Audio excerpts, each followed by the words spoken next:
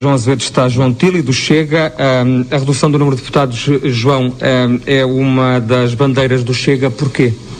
Pois, boa tarde a todos.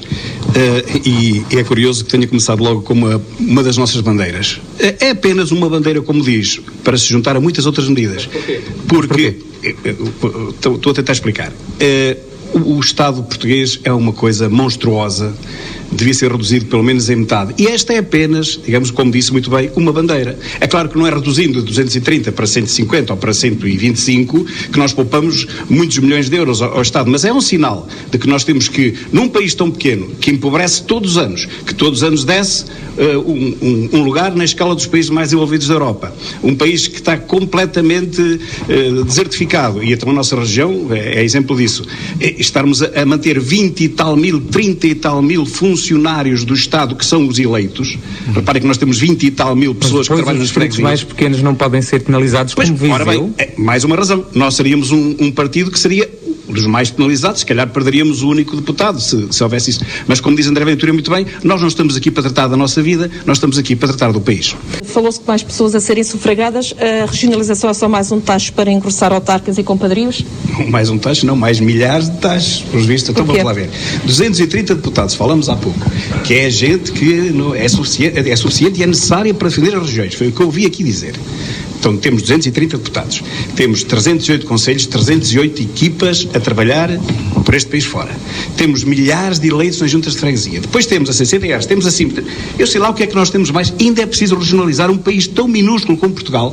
Nós seríamos uma região de Espanha. Espanha tem regiões maiores que Portugal. Nós somos pequenos demais e andamos preocupados com estas coisas. É claro que isso só vai servir.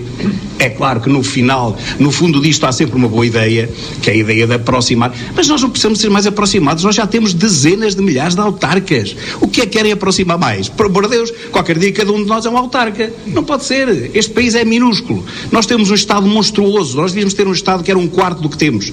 Ainda vamos arranjar mais órgãos para serem pagos a milhões de euros. Para quê num país tão pequeno como este? Disse muito bem. É para mais uns milhares de taxas. Mas não ficariam as coisas mais centralizadas? Não está a subverter aí a ideia de proximidade? Mas que mais proximidade tem num país tão pequeno como nós?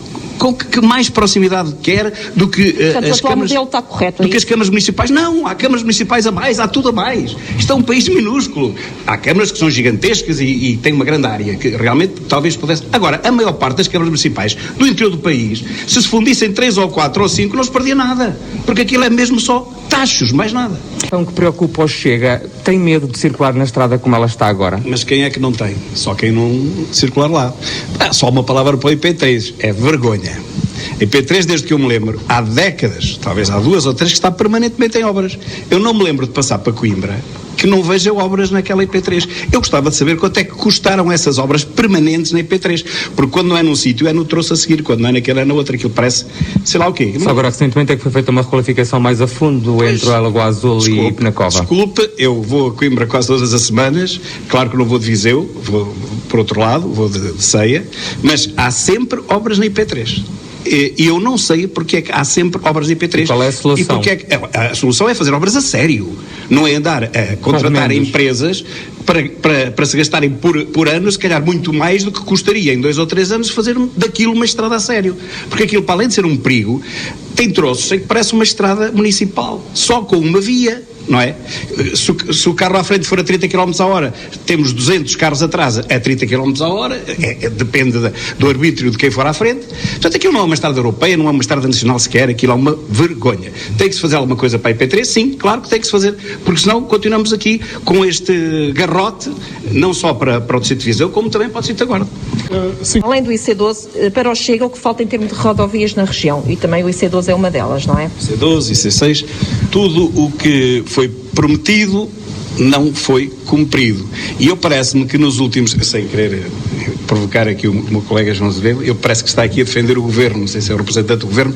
Há aqui duas confusões. Primeiro, o João Azevedo não é o representante do governo aqui, que eu saiba. Segundo, nós não somos candidatos a deputados distritais.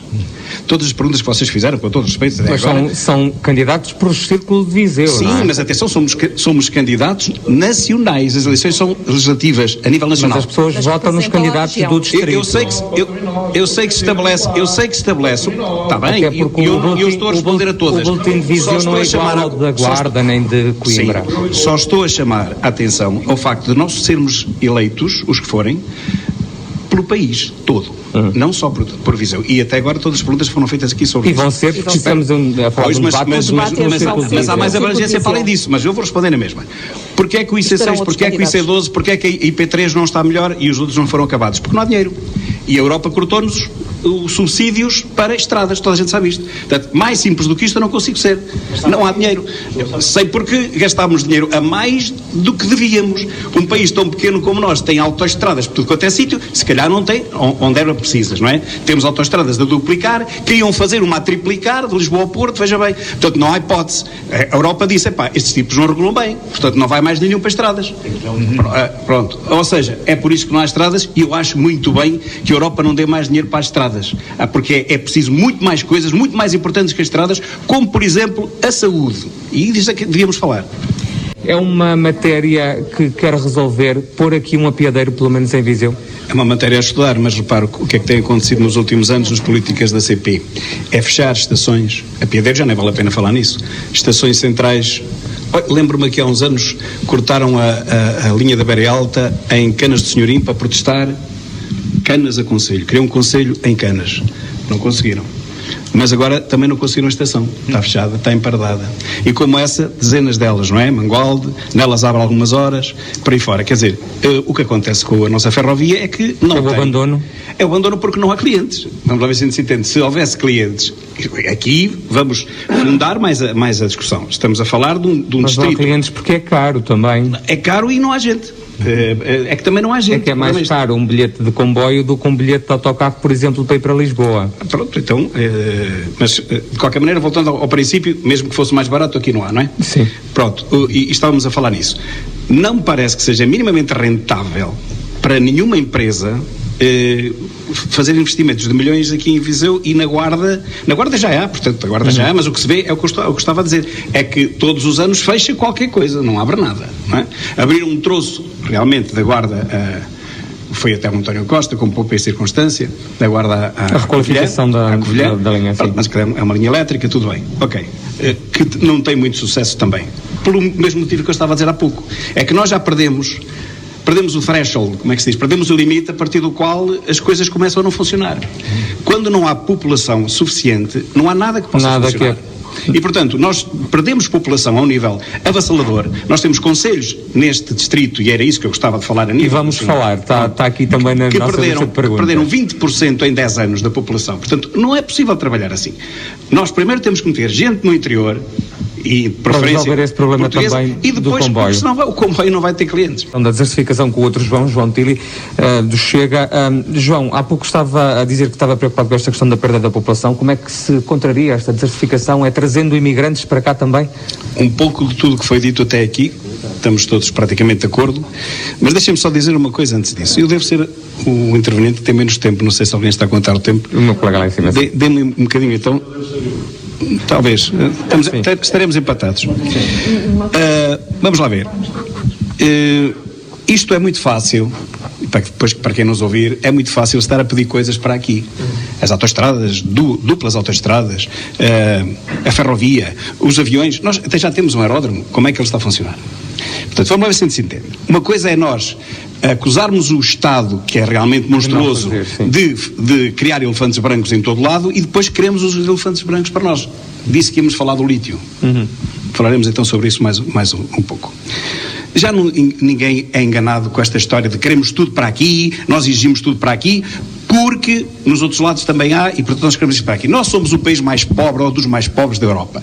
Não há dinheiro nenhum. A Europa fechou-nos a torneira em muitos itens que eram foram fundamentais, nomeadamente para a construção de algumas coisas, como as estradas. Como há pouco dissemos, para isso, esse peditório a Europa já não dá. Portanto, temos que construir com o nosso dinheiro, que não temos, porque nós temos um déficit cada vez maior. E quando ouvimos os meus dois colegas aqui da direita, com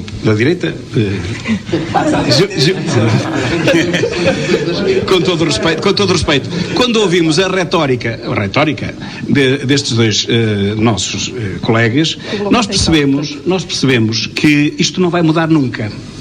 Temos aqui 9 intervenientes e temos aqui 2 que de certeza serão eleitos. Nós temos a certeza que aqui 2 que serão eleitos. Serão estes 2. E mais do PS e mais do PSD, com certeza. E o do Chega.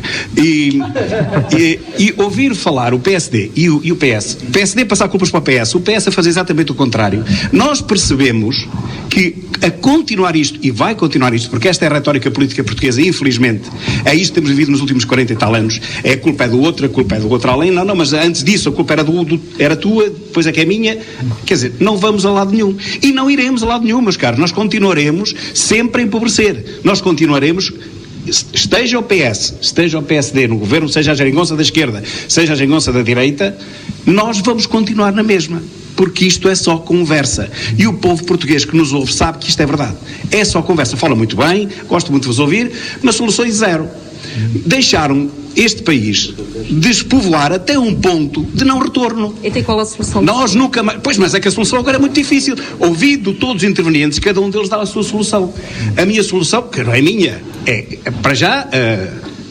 aprovo quase todas aquelas que eu vi até aqui, porque realmente temos que fazer um choque fiscal, temos que fazer aqui alguma coisa para que as empresas que não são digitais, porque essas podem estar em qualquer parte, e já lá iremos, as empresas que fabricam mesmo produtos que venham para o nosso território, e dou exemplo, por exemplo,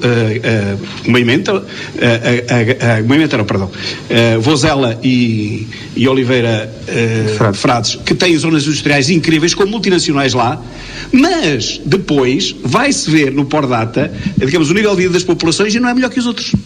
Porque vem gente de fora, porque ali não há população para aquelas empresas que foram ali colocadas. Esse é já outro problema, porque já não há população, nem na minha terra onde eu moro, nem em lado nenhum que eu conheça. Se vier uma empresa para lá, já não há gente. Então... Ou tem que vir imigrantes, ou tem que vir gente do outro lado, que é o que está a acontecer agora. Neste momento está a haver um repovoamento positivo já. E eu chamo-lhe positivo, vão perceber porquê. Mas é muito incipiente, que é as pessoas que já não aguentam o nível de vida das grandes cidades, Lisboa e do Porto, e que têm raízes no interior e que estão a voltar. Eu conheço vários. Mas não são milhares, nós precisamos de milhares, não precisamos de meia dúzia. Ora bem, mas estes já estão a vir. Porquê? Porque tinham cá a casa dos pais, a casa dos tios, a casa dos avós. Se não tiverem essas casas, olhe, por exemplo, voltando a falar em Vozela, não há uma casa para alugar, não há uma casa para vender. Não há mercado imobiliário em Vozela. Se alguém quiser pôr uma casa a alugar, fala com 2 amigos e, se for alguma imobiliária à venda, já está vendida antes. Ninguém tem hipótese de comprar uma casa. No fundo é igual, no Distrito da Guarda. Portanto, este desequilíbrio é imenso.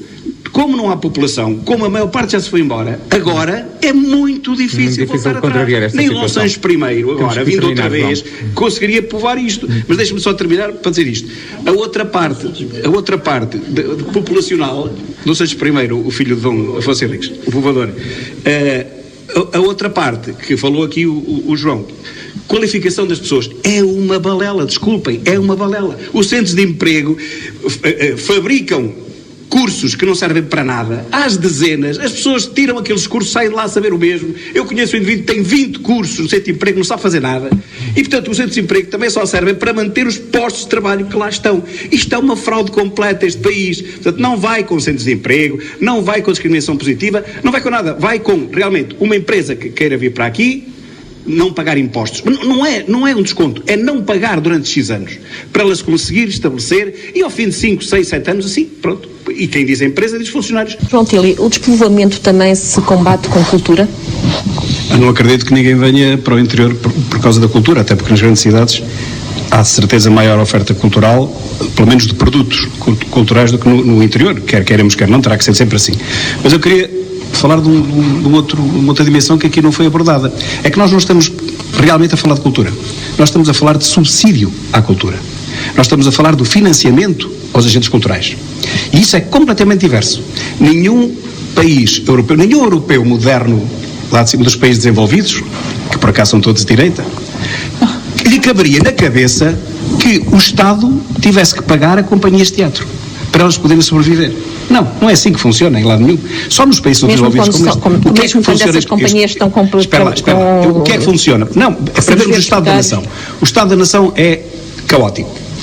Em nenhum país desenvolvido o Estado subsidia coisíssima nenhuma. Nem a cultura. Não estou a dizer que no Natal, por exemplo, não ponham lá umas pistas de gelo e tal, para as crianças se divertirem, se quisermos chamar isso de cultura, pode ser, patinagem também é desporto. Agora, tirando isso, uma ópera, uma peça de teatro, um concerto, são promovidos por empresas privadas. E a bilheteira é o cachê deles. Em todo o mundo civilizado. Mas aqui, deixa-me só terminar, sim. Aqui acha-se muito normal que 35 companhias de teatro num mesmo bairro de Lisboa, todas elas sejam subsidiadas pelo Estado, para porem uma peça em público que depois é vista por 14 pessoas. E, entretanto, essa companhia leva por ano, sei lá, por pouco que seja, são sempre 100 mil, 200 mil euros, para apresentar um produto que é visto por meio de pessoas.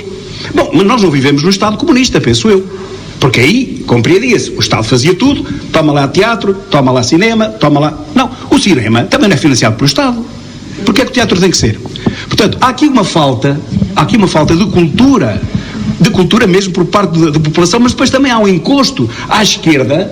E deixem-me só dizer isto, eu não conheço nenhum ator que vá à televisão que seja de direita, não conheço músicos, não conheço escritores, não conheço escultores, não conheço ninguém ligado às artes gráficas de direita. Mas isso quer dizer muito, Não quer dizer muito, porque mais de 50%, ou que seja 50% da população é de direita.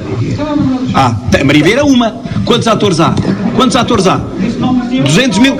Quantos subsídios a Maria Vieira recebeu até hoje? Bola! Mas isso quer dizer muito. Subsídios recebem os outros de esquerda? É significativo. Assim não consigo. Vamos, desculpa, eu não interrompi. Quantos subsídios recebe a Maria Vieira como atriz? 0.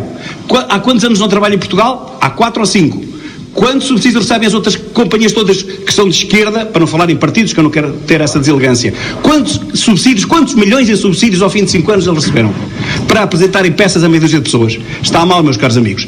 Portugal ainda não é um país comunista. Não tem que ser o Estado a pagar a cultura ao povo que depois se recusa a vê-la. Chega à agricultura também é preocupação. Aqui falou-se muito de subsídios. Você tem sido um dos mais críticos no que diz respeito a essa subsidiação. Mas pode ser com isso que se pode trazer mais pessoas, mais jovens? Há duas hipóteses, mas deixe-me fazer aqui uma pequena ressalva, para já lá vamos.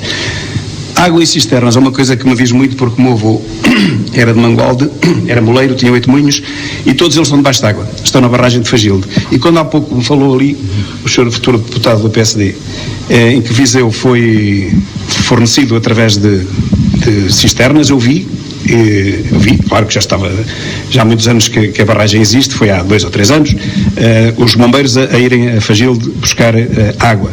O que é uma coisa caricata, nunca se viu uma coisa destas em parte nenhuma, isto é mesmo uma medida SOS, não é? Andarem os caminhões de cisterna a deitar água numa barragem, porque estavam a deitá-la. O que é inacreditável. Mas quero-lhe já dizer que nunca mais isso aconteceu. E, portanto, as alterações climáticas estão um bocado alteradas. É que já não há alterações climáticas como antigamente. Porque se dizia na altura, bem, vejam como é que isto já está. As alterações climáticas, não há água em Viseu, não há nada. Afinal, isso nunca mais aconteceu. Nunca mais aconteceu. Portanto, os alterados climáticos estão um bocado fora de moda.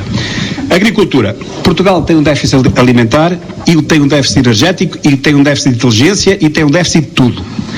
A agricultura é fundamental para a nossa alimentação, claro, mas só dá dinheiro se for intensiva, todos sabemos. Vamos diretos ao assunto, deixamos lá de politicamente correto. Então é um problema. A agricultura tem que funcionar, porque um país não pode sobreviver se não comer. Ou produz a agricultura, ou produz a sua comida, ou tem que importar. Para importar precisa ter dinheiro. Não há nada mais pragmático do que isto. Nós não temos agricultura para a nossa subsistência, não sei porquê. O distrito de Viseu é muito grande, 5.007 km², mas embora seja também bastante montanhoso, mas tem muita área de cultivo, sim. Só que não temos pradarias, não temos isto no Alentejo. É tudo muito minifundido. A agricultura também, aqui não pode ser uma agricultura intensiva. Deixe-me só terminar, que eu devo estar muito abaixo da média.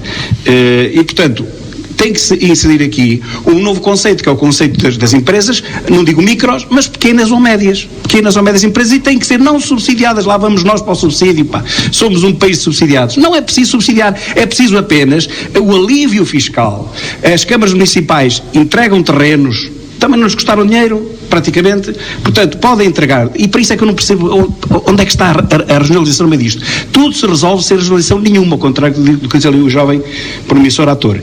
Não é preciso nada de regionalização nenhuma. As câmaras municipais têm competências hoje em dia para poder distribuir, para poder fornecer terrenos, pavilhões, o que for preciso, para as empresas se virem aqui instalar e depois, sim, o quê? Não subsídios, mas um pequeno benefício, um grande benefício fiscal, mas durante pouco tempo, durante 2, 3 anos, para as empresas consolidarem em termos financeiros e depois poderem avançar. Sobre o lítio e o facto de Portugal produzir apenas 0,001% de lítio. Nós fazemos em Portugal também é 0,0001% e não é por isso que as empresas não pagam taxas incríveis e cada vez mais altas por causa do mercado do carbono, que é um negócio brutal, provavelmente neste momento, tirando as vacinas, é o maior negócio do mundo, o mercado de carbono. Nós também não fazemos aqui, não produzimos carbono nenhum, porque também podemos dizer o mesmo. Portugal é 0,01, para que é que estamos a pagar estes milhões? Mas a verdade é que temos que os pagar. Mas, caros, temos que acabar com o politicamente correto. O problema deste debate foi sempre o mesmo. Estamos todos de acordo desde que não nos façam almoço a nós. Não pode ser. Não podemos querer os elefantes brancos fora daqui e aqui o tal chuva na eira e no naval e não sei o quê. As coisas que nós estamos fartos de ouvir. Não se pode estar sempre a defender à cata de votos, porque isto não é outra coisa, a defender sempre o politicamente correto. Agora é o lítio. O lítio é uma desgraça. Todos nós temos telemóveis. Há alguém que não tenha telemóveis aqui? Se calhar alguns de nós têm carros elétricos, eu não tenho. Mas se calhar alguns têm. As baterias todas que existem são de lítio. Eu comecei a vender telemóveis em 1993. Eram de teclas, com a Vodafone. Não havia baterias de lítio. As baterias eram um tal híbrido, níquel-cádmio, mas não sei o quê. Agora é que são de lítio. Ouça, a tecnologia vai avançando. Se isso nos pode dar algum dinheiro e se não incomodar ninguém, qual é o problema? Porque é que não temos a coragem de dizer isto às populações? Se criarem 100, 200, 300 postos de trabalho numa mina em que a 5 km de distância não haja nada, porque é que não havemos de aceitar isso? Meus caros, é este o sistema. O sistema é sempre o mesmo. Sempre politicamente correto, sempre a puxar votos, sempre a ficar bem visto para a população. O Chega não está cá para fazer isto, o Chega está aqui para fazer o sistema tremer, que é o que veremos a 30 de janeiro. Muito bem.